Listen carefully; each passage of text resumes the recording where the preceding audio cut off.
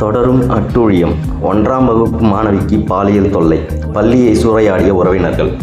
குழந்தை என்றும் பாராமல் பல நாட்களாக மணிகண்டன் என்ற நபர் ஆசிரியர் பாலியல் வன்முறையில் ஈடுபட்டது தெரியவந்துள்ளது. பள்ளிக்குள் புகுந்து கண்ணில் பட்ட பொருட்களை எல்லாம் ஆவேசமாக அடித்து நொறுக்கினர் மக்கள்.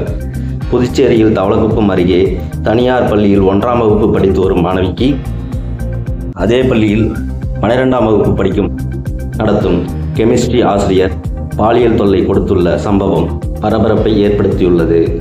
பள்ளிக்கு செல்ல மாட்டேன் என சிறுமி அழுது அடம்பிடித்த நிலையில் பெற்றோர் பொறுமையாக விசாரித்த போது உண்மை அம்பலமாகியுள்ளது.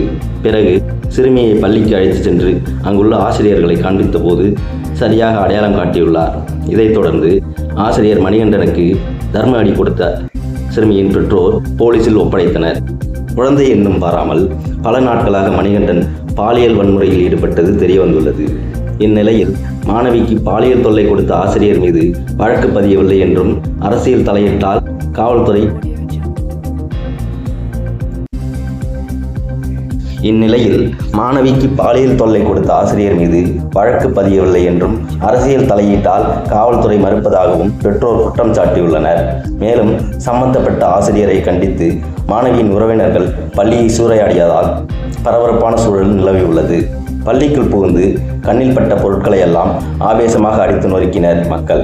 இதற்கிடையே புதுச்சேரி கடலூர் சாலையில் உறவினர்கள் சாலை மறியலில் ஈடுபட்டுள்ளதால் 5 கிலோமீட்டர் தூரத்திற்கு போக்குவரத்து பாதிக்கப்பட்டுள்ளது.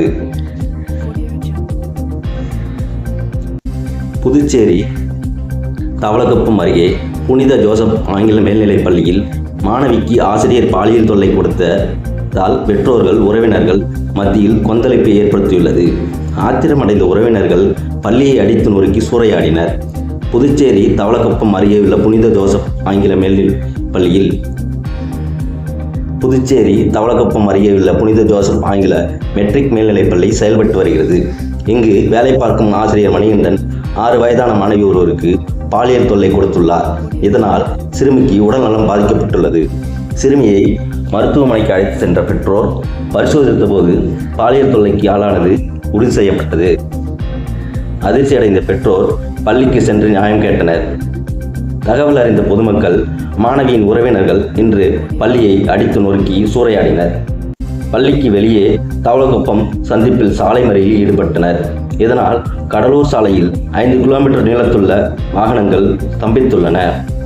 அங்கு ஏராளமான போலீசார் பாதுகாப்பு பணியில் ஈடுபட்டுள்ளனர்.